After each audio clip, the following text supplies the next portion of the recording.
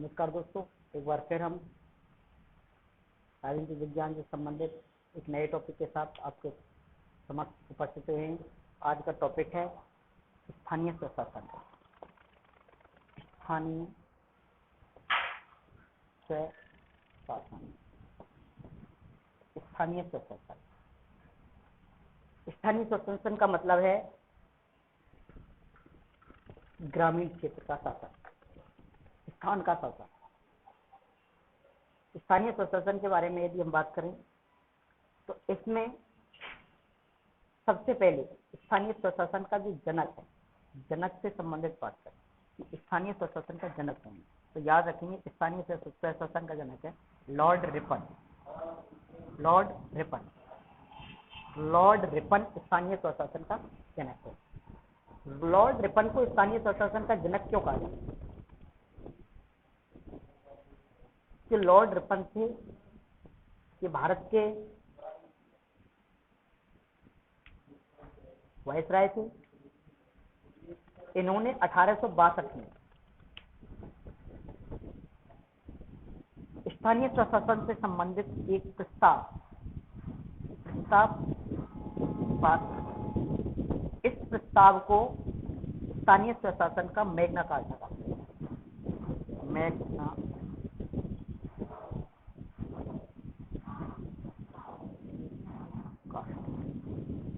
स्थानीय स्वशासन का क्या कहा जाता है? मैग्ना कार्टा कहा जाता है।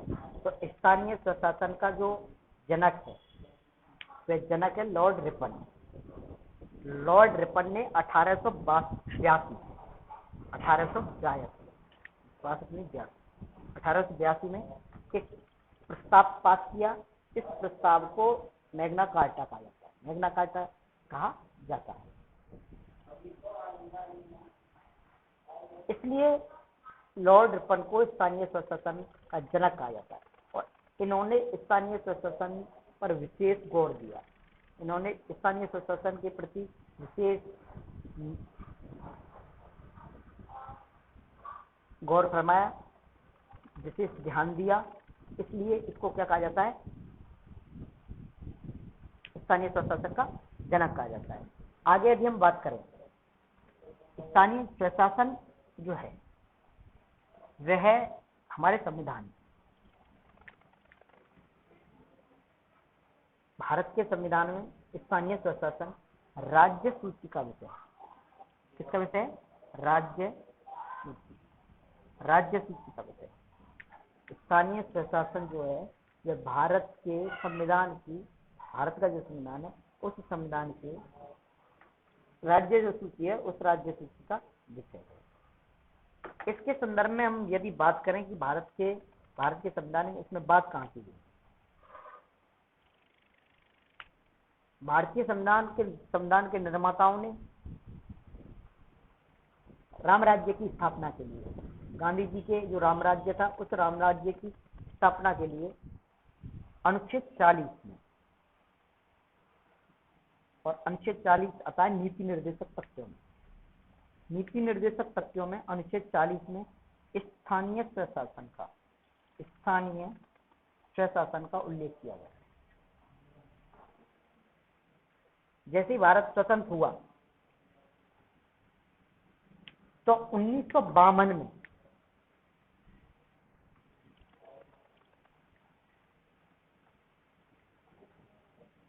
भारत की सरकार द्वारा 1952 में, कब? 1952 में भारत की सरकार द्वारा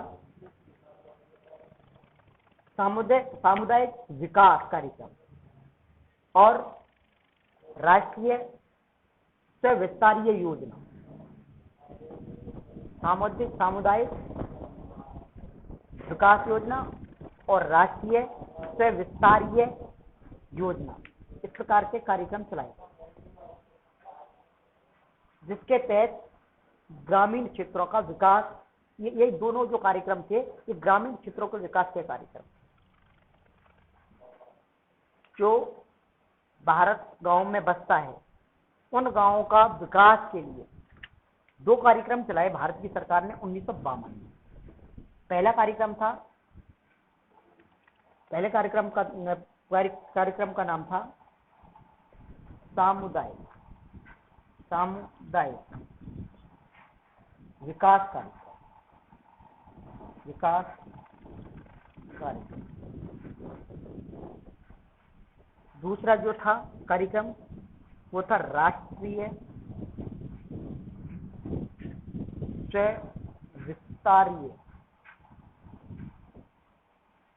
स्वविस्तारीय योजना।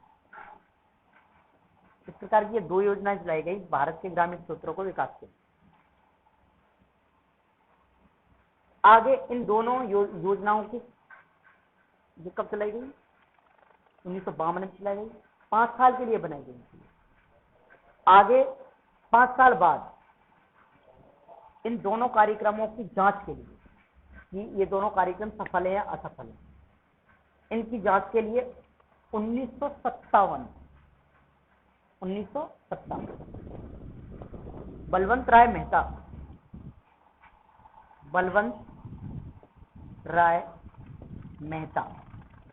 की अध्यक्षता में एक जांच कमेटी बनाई गई और इस जांच कमेटी को यह दायित्व दिया गया कि आप इन दोनों कार्यक्रमों की क्या करें, जांच करें कि ये वास्तव में कारगर सिद्ध हुई है या नहीं।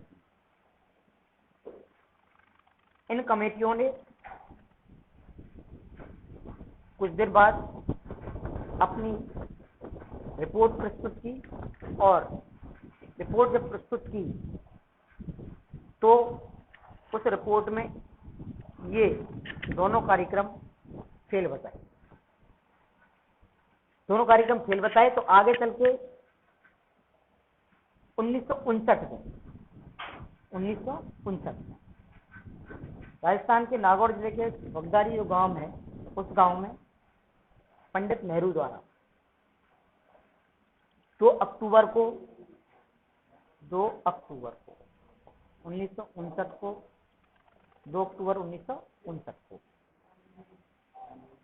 पंचायती राज संस्थाओं का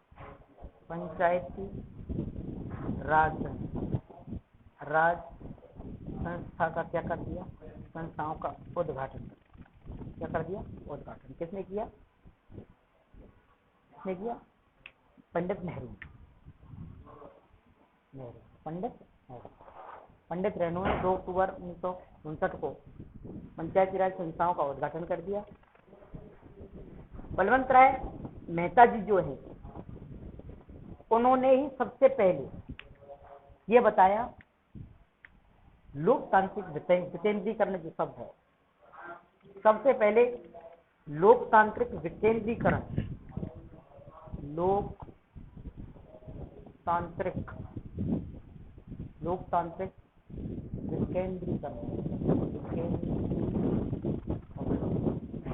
लोकतांत्रिक जो विकेंद्रीकरण है, लोकतांत्रिक विकेंद्रीकरण शब्द सबसे पहले किसने दिया?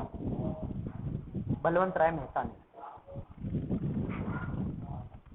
सबसे पहले। इसलिए इनको लोकतांत्रिक विकेंद्रीकरण का क्या कहा जाता है? जनक कहा। क्या कहा जाता है? जनक।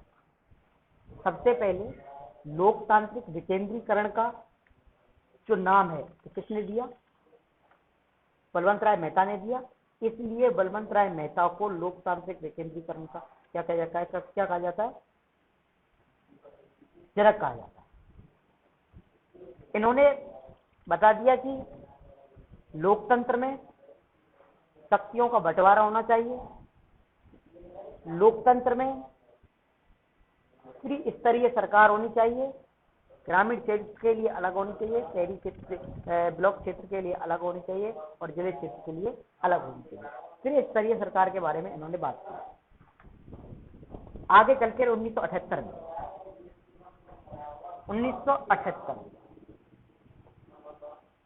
मोरारजी देसाई के समय अशोक मेहता की अध्यक्षता में एक और कमेटी बनी। एक और क्या बनी? कमेटी बनी।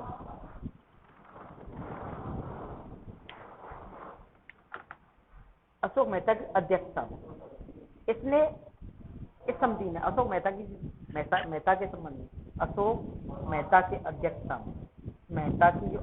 में जो कमेटी बनी 1978 में, इसने अपनी रिपोर्ट में कहा कि जो पंचायती राज संस्थाएं हैं, इन संस्थाओं को, पंचायती राज जो संस्थाएं, इन संस्थाओं को संवैधानिक दर्जा दिया जाना है। सबसे पहले किसने बात की? अशोक मेहता ने 1978 में। याद रखिए बात, 1978 में अशोक मेहता ने, मोरारजी देसाई के समय अशोक मेहता ने सबसे पहले पंचायती राज जो संस्था है, इन संस्थाओं को संवैधानिक दर्जा देने की बात की। उसके बाद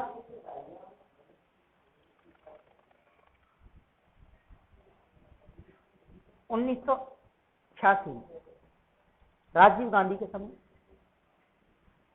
लक्ष्मीमल सिंघवी की अध्यक्षता में एक कमेटी गठित की गई। लक्ष्मीमल सिंघवी, याद रखिए,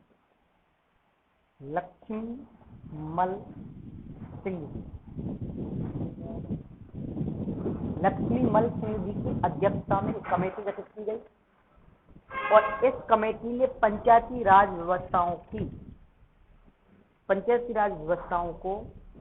या पंचायती राज संस्थाओं को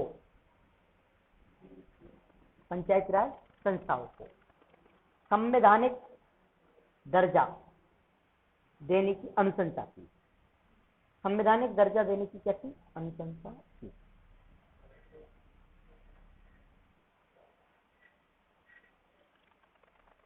इस समिति, लक्ष्मीमल सिंघवी समिति की सिफारिश पर राजीव गांधी के समय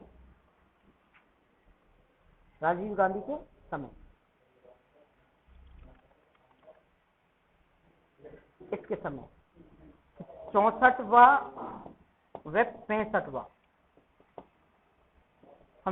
संविधान संशोधन विधेयक लाया गया। संविधान संशोधन विधेयक लाया गया। कब लाया गया? 86। लेकिन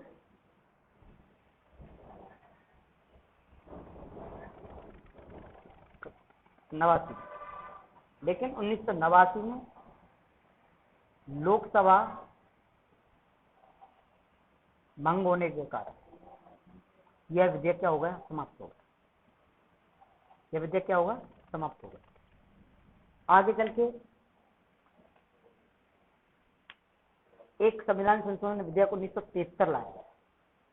संविधान संशोधन 73वां किया गया 1992, जो 1993 से लागू है।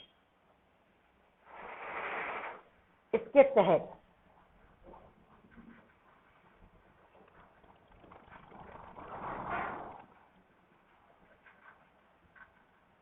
तिहत्तरवां संविधान संशोधन अधिनियम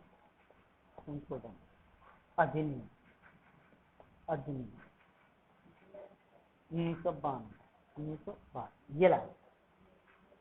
73वां संविधान संशोधन अधिनियम 1992 ये लाया गया।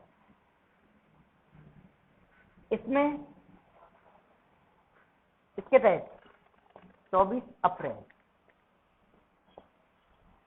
1993 पंचायती राज संशोधन विधेयक लागू कर दिया गया। संपूर्ण देश में क्या कर दिया गया? लागू कर दिया गया। संपूर्ण देश में लागू कर दिया गया।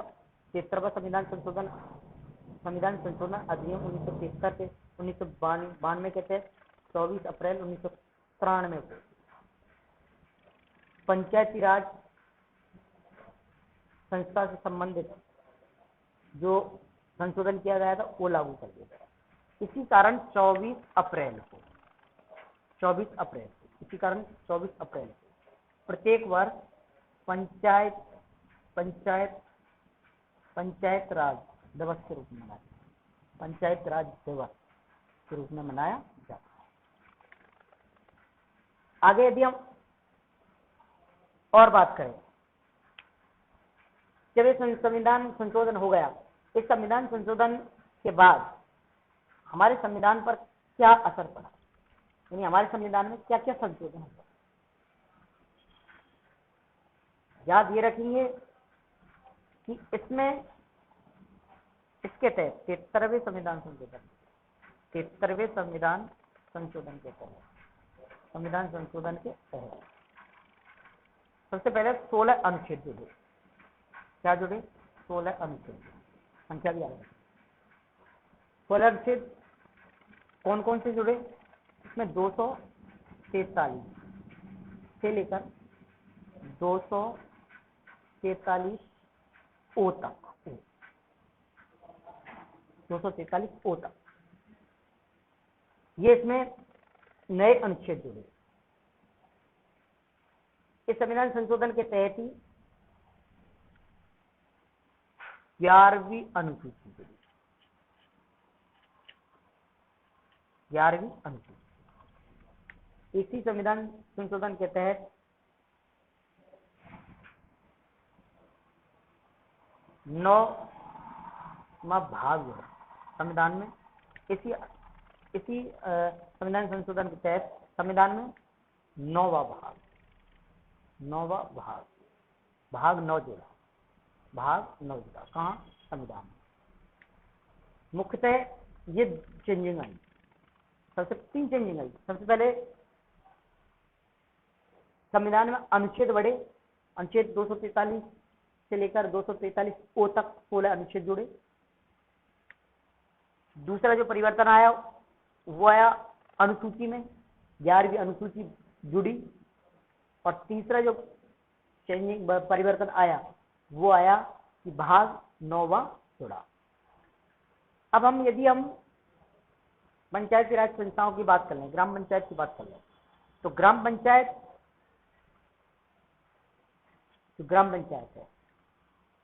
ग्राम पंचायत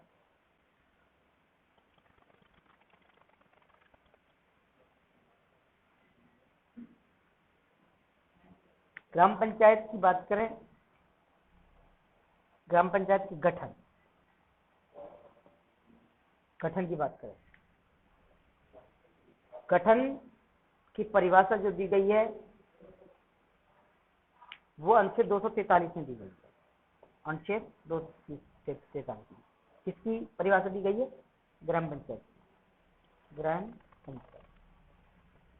ग्राम पंचायत की परिभाषा दी गई है अनुच्छेद 243।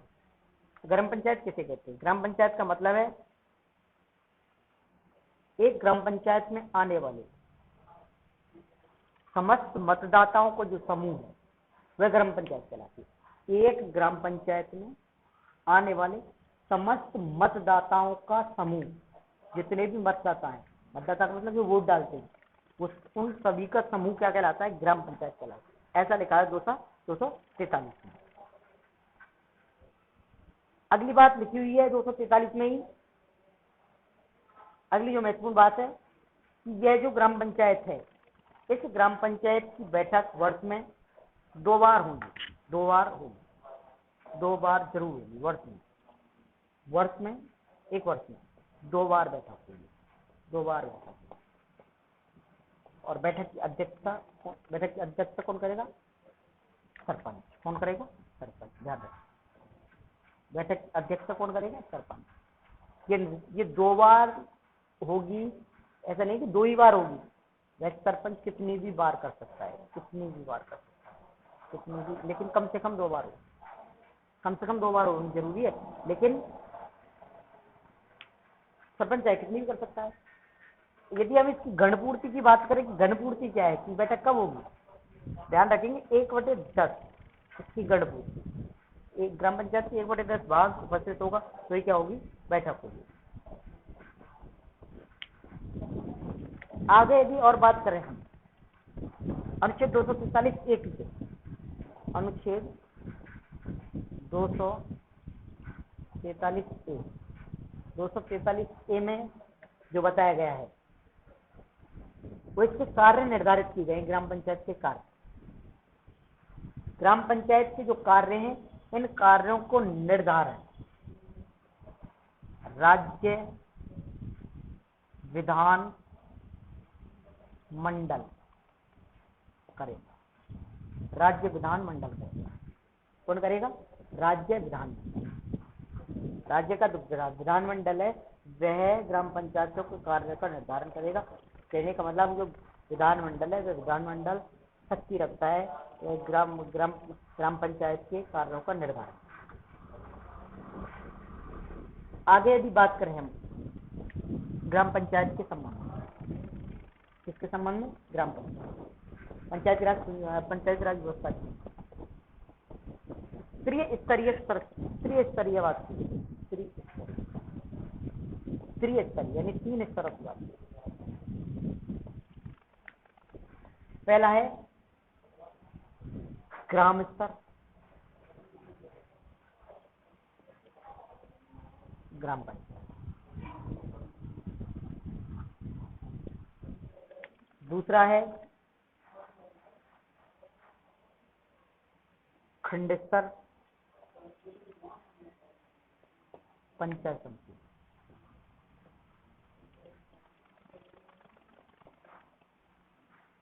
ग्राम स्तर,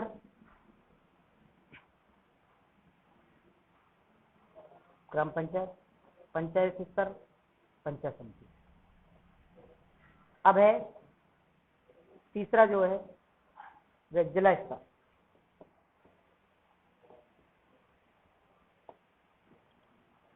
जिला परिषद, पंचायत राज जो संस्था है तो 3 स्तरों पर काम करती है। ये पंचायत राज संस्था है त्रिस्तरीय, पहले ग्राम स्तर की ग्राम पंचायत, खंड स्तर की पंचायत समिति, जिला स्तर की जिला परिषद। ये 3 स्तरीय हैं। जिन राज्यों में 20 लाख से कम जनसंख्या है, 20 लाख से कम जनसंख्या है, वहां पर खंड स्तर नहीं रखा जाता, यानी तो खंड स्तर है वह नहीं रखा जाता, यानी पंचायत समिति नहीं रख सकती। जिन राज्यों की जनसंख्या ही 20 लाख से कम है तो ऐसे राज्यों में जो खंड स्तर है उस खंड स्तर को नहीं रखा जाता। अब बात हम यदि करें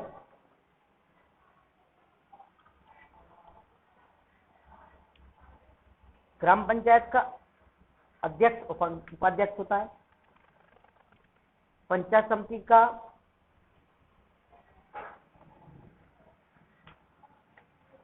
तो ग्राम पंचायत दोबारा ग्राम पंचायत है, उसका उपाध्यक्ष होता है। कौन होता है?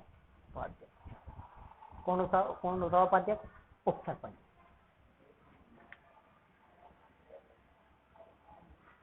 जो 2 स्तर हैं, यानी खंड स्तर और जिला स्तर। खंड स्तर और जिला स्तर के अध्यक्ष भी होते और उपाध्यक्ष भी होते, अध्यक्ष भी होते और उपाध्यक्ष होते। यह याद रखेंगे हम। जो ग्राम पंचायत है, ग्राम पंचायत का जो अध्यक्ष है उस अध्यक्ष का चुनाव डायरेक्ट होता है, प्रत्यक्ष रूप से होता है, और उपाध्यक्ष यानी उप सरपंच का जो चुनाव होता है इनडायरेक्ट होता है, यानी अप्रत्यक्ष होता है। पंचायत समिति तथा जिला परिषद के जो अध्यक्ष और उपाध्यक्ष हैं दोनों याद रखेंगे। पंचायत समिति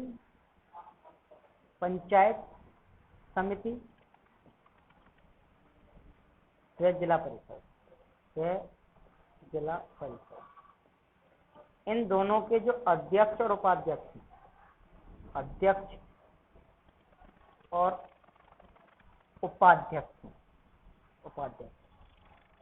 इनका जो चुनाव है अप्रत्यक्ष रूप से होता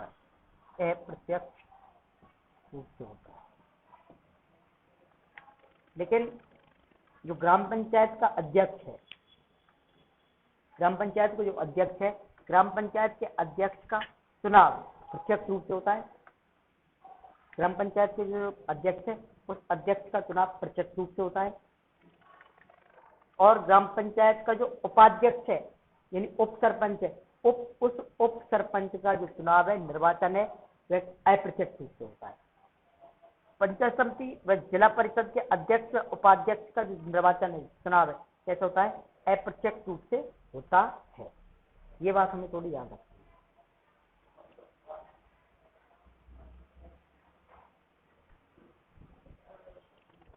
लेकिन जो ग्राम पंचायत का अध्यक्ष है, उस अध्यक्ष का चुनाव प्रत्यक्ष होगा या अप्रत्यक्ष होगा, इसका निर्धारण कौन करेगा? विधानमंडल करेगा। जो संबंधित राज्य है, उस राज्य का विधानमंडल, उस राज्य का विधानमंडल क्या करेगा? ये निर्धारित करेगा कि जो ग्राम पंचायत का जो अध्यक्ष है, उस अध्यक्ष का चुनाव प्रत्यक्ष होगा या अप्रत्यक्ष होगा। यदि हम आरक्षण की बात करें,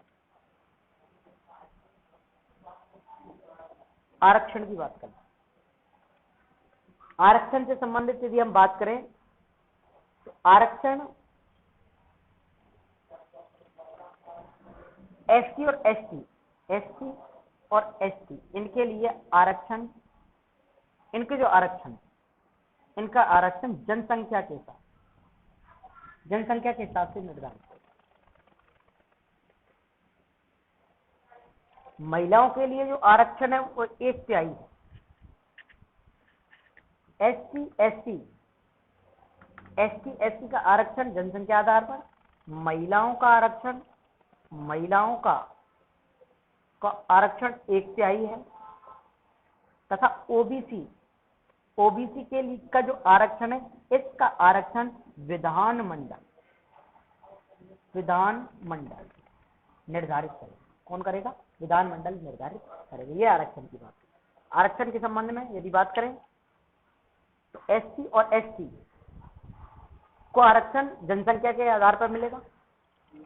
महिलाओं का आरक्षण 1/3 दिया गया है। ओबीसी के लिए आरक्षण विधानमंडल निर्धारित करेगा। ये बात याद रखिए। यदि और हम बात करें, मध्य प्रदेश प्रथम राज्य है जिसने ग्राम पंचायती राज संस्थाओं में महिलाओं के लिए 50% आरक्षण की व्यवस्था की है।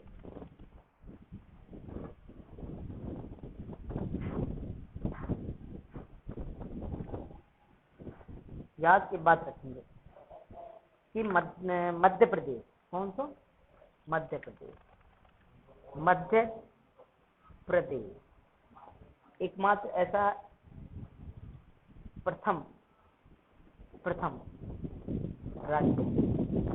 राज्य है जिसने महिलाओं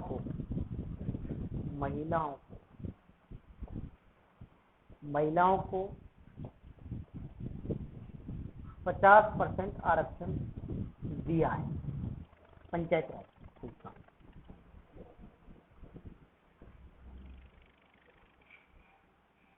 राज संस्थान।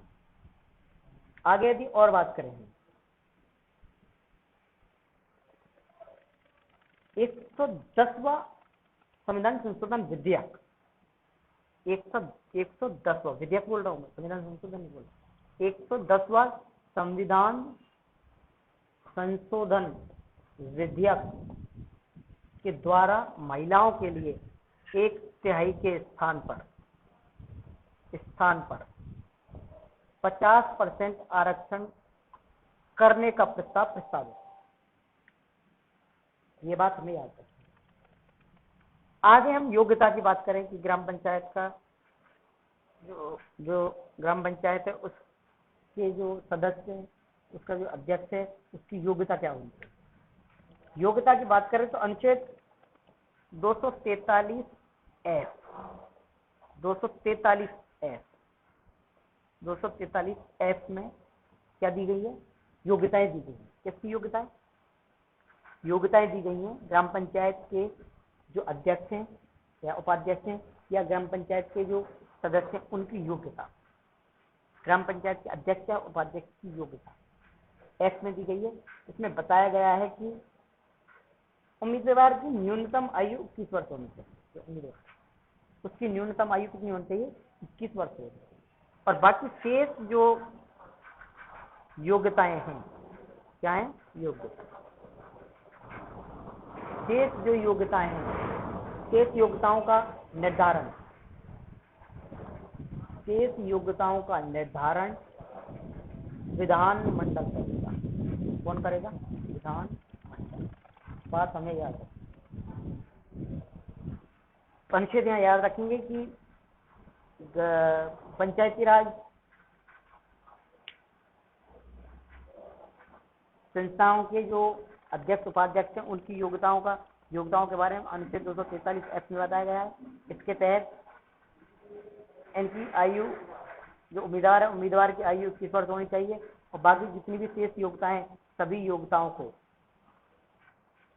कौन निर्धारित करेगा? विधानमंडल निर्धारित करेगा। ये विधानमंडल के ऊपर छोड़ दी गई है कि वह खुद स्वयं अपने जो स्वयं राज्य के विधानमंडल हैं, तो स्वयं राज्य के विधानमंडल इसकी अन्य योग्यताओं का निर्धारण कर ले। आगे यदि और हम बात करें, कार्यकाल की बात करें, कार्यकाल से संबंधित देखें तो कार्यकाल के संबंध में जो बताया गया है वो अनुच्छेद 243 में बताया गया है। इसके तहत सामान्यतः 5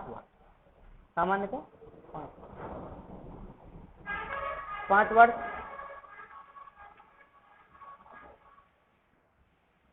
है। यदि कारणवश पद रिक्त हो जाता है तो 243 में यह बताया गया है कि 6 माह के अंदर 6 माह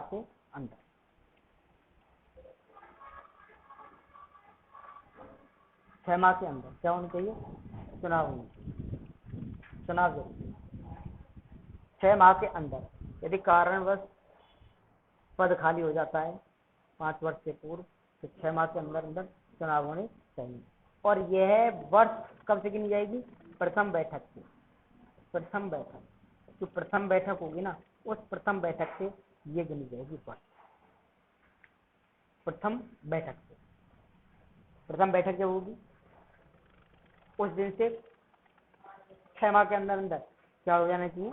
चुनाव हो जाने चाहिए। ऐसी बात की गई। यदि हम पंचायती राज संस्थाओं के कार्यों की बात करें,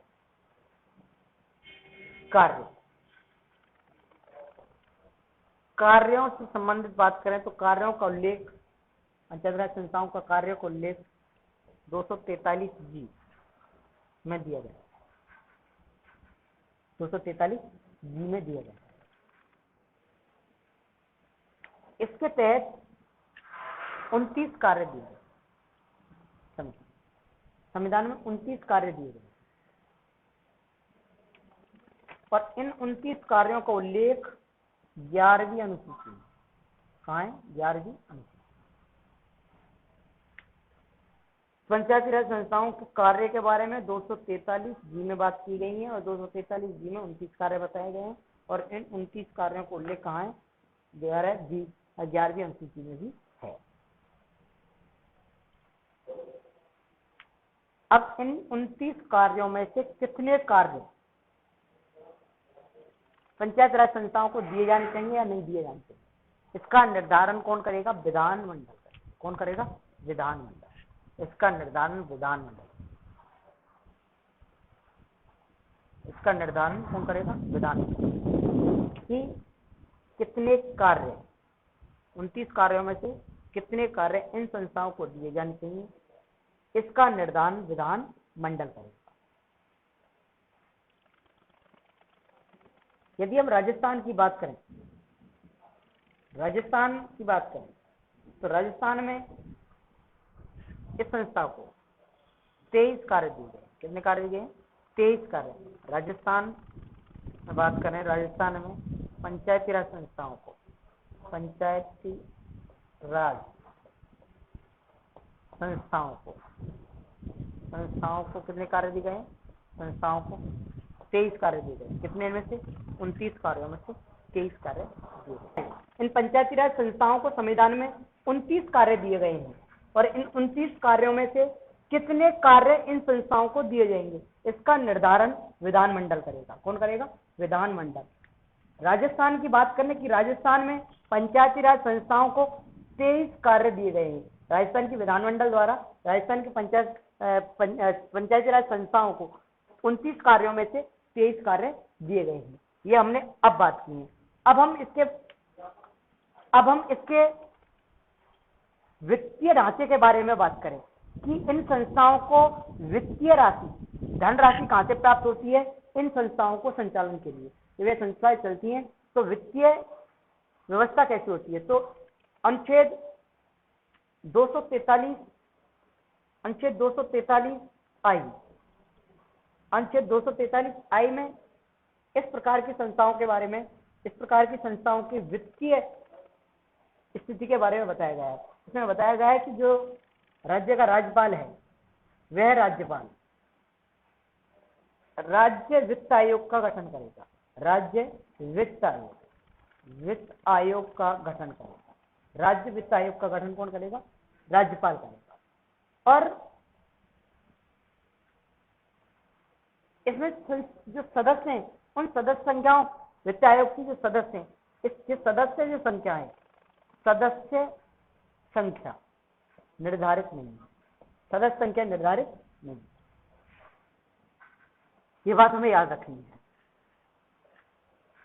आगे और यदि हम बात करें 243 आई में राज्य वित्त आयोग के संबंध में बताया गया है। सदस्य संख्या इनमें निर्धारण नहीं है, राज्यपाल सदस्य संख्या राज्यपाल इसका गठन करेगा। आगे यदि और बात करें कि 243 आई के तहत तो पंचायत राज के लिए, नगर पालिका के लिए जो वित्त आयोग का गठन होगा वो अनुच्छेद 243 वाई के तहत, किसके तहत होगा? अनुच्छेद 243 वाई के तहत।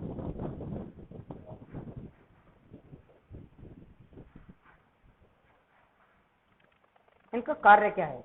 इनका कार्य है कि राज्य की जो अनुदान है उस अनुदान में पंचायती राज संस्थाओं और नगर पालिकाओं का हिस्सा बताना, पंचायती राज संस्थाओं तथा नगर पालिकाओं का क्या बताना? हिस्सा बताना। ये बात याद रखना। राजस्थान में पहला जो वित्त आयोग का गठन हुआ वो 1995 में हुआ था। कब हुआ? 1995 में। राजस्थान के पहले वित्त आयोग का गठन 1995 में हुआ था। इसमें जो इसके प्रथम अध्यक्ष थे केसी गोयल थे। प्रथम अध्यक्ष कौन थे? केसी गोयल थे। इसके जो प्रथम अध्यक्ष थे, राजस्थान के जो वित्त आयोग है, राजस्थान के वित्त आयोग का गठन 1995 में हुआ और 1995 के जो प्रथम जो वित्त आयोग अध्यक्ष थे वो केसी गोयल थे। ये बात हमें याद है। आगे यदि हम राज्य निर्वाचन आयोग की बात करें, निर्वाचन कौन कराएगा? इन संस्थाओं का निर्वाचन कैसे होगा और कौन कराएगा? निर्वाचन आयोग के बारे में, राज्य निर्वाचन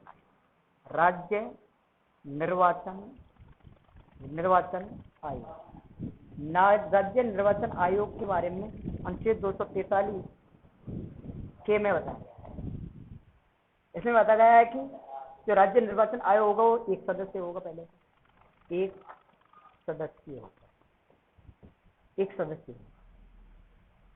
इसका एक राज्य निर्वाचन आयुक्त होगा, राज्य निर्वाचन आयुक्त यानी एक सदस्य। कैसा है? एक सदस्य। राज्य निर्वाचन आयोग की नियुक्ति कौन करेगा? राज्य। कौन करेगा? राज्य। ये बात है।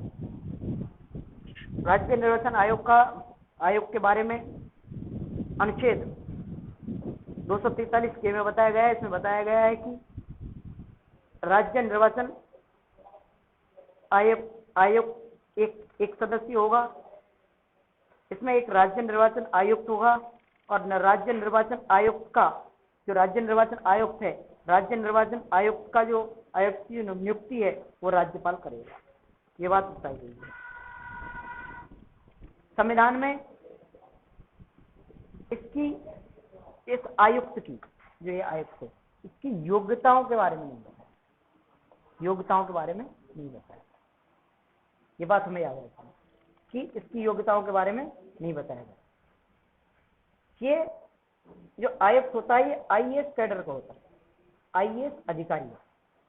निर्वाचन आयोग, राज्य निर्वाचन आयोग का आयुक्त जो होता है वो आयुक्त कौन नियुक्त करता है? राज्यपाल करता है। और राज्यपाल जो करता है वो कौन सा होता है? आईएएस स्तर का अधिकारी। इसके जो कार्य हैं, इन कार्यों का उल्लेख भी आयुक्त के कार्यों का उल्लेख भी आयुक्त जो राज्य निर्वाचन आयुक्त है, राज्य निर्वाचन आयोग के कार्यों, इसके कार्यों का, ये कार्य क्या करेगा? कार्यों का भी उल्लेख संविधान में नहीं है, ये बात हमें याद है। राजस्थान में इसका जो कार्यकाल है, राजस्थान में कार्यकाल 5 वर्ष का। राज्य निर्वाचन आयुक्त है, उस आयुक्त के जो कार्यकाल है वह कार्यकाल कितना है? 5 वर्ष। आगे यदि हम और बात करें, राज्य निर्वाचन आयोग को उसी विधि से हटाया जाता है। राज्य निर्वाचन जो आयुक्त है, इस आयुक्त को, राज्य निर्वाचन आयुक्त को हटाने की प्रक्रिया के बारे में बात करें, जिस प्रकार से उच्च न्यायालय के न्यायाधीश को हटाया जाता है, उसी प्रकार से जिस प्रकार उच्च न्यायालय के न्यायाधीश को हटाया जाता है, उसी प्रकार किसको हटाया जाता है? उसी प्रकार राज्य निर्वाचन आयोग को हटाया जाता है। अब संविधान में कुछ इसके बारे में और बातें की गई हैं, उन बातों पर हम एक बार और नजर डालते हैं। जैसे पहली बात है इसके कार्य देखें, निर्वाचन आयोग के कार्य। पहली बात तो ये पंचायत राज संस्थाओं और नगर पालिकाओं का चुनाव कराएगी। दूसरी बात यह है मतदाता सूची तैयार कराएगी। ये 2 कार्य करती है। पहले तो चुनाव कराएगी। चुनाव किसके? चुनाव ग्राम पंचायत के और नगर पालिका के। दूसरा जो इसका कार्य है वह कार्य है, पहला कार्य तो है यह इसका चुनाव करवाना, दूसरा कार्य है मतदाता सूची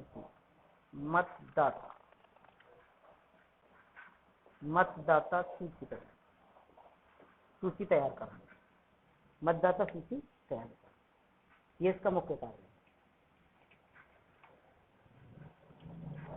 अब आगे हम ये बात कर देखेंगे, ये बात हमें आगे जो है बात कर रहे हैं ये हमें याद रखनी है कि 73वें संविधान संशोधन के तहत 3 राज्य ऐसे हैं जहां पर ये चुनाव नहीं कराए जाते। पहला है नागालैंड में चुनाव नहीं कराया जाता। मेघालय में चुनाव नहीं कराया जाता। और मिजोरम, इनमें ये चुनाव नहीं कराया। एक राज्य और है, एक पश्चिम बंगाल का जो दार्जिलिंग है, जो क्षेत्र है दार्जिलिंग क्षेत्र में भी इसके चुनाव नहीं कराए। एक राज्य है मणिपुर में भी स्वायत्त संस्थाओं का चुनाव नहीं कराया।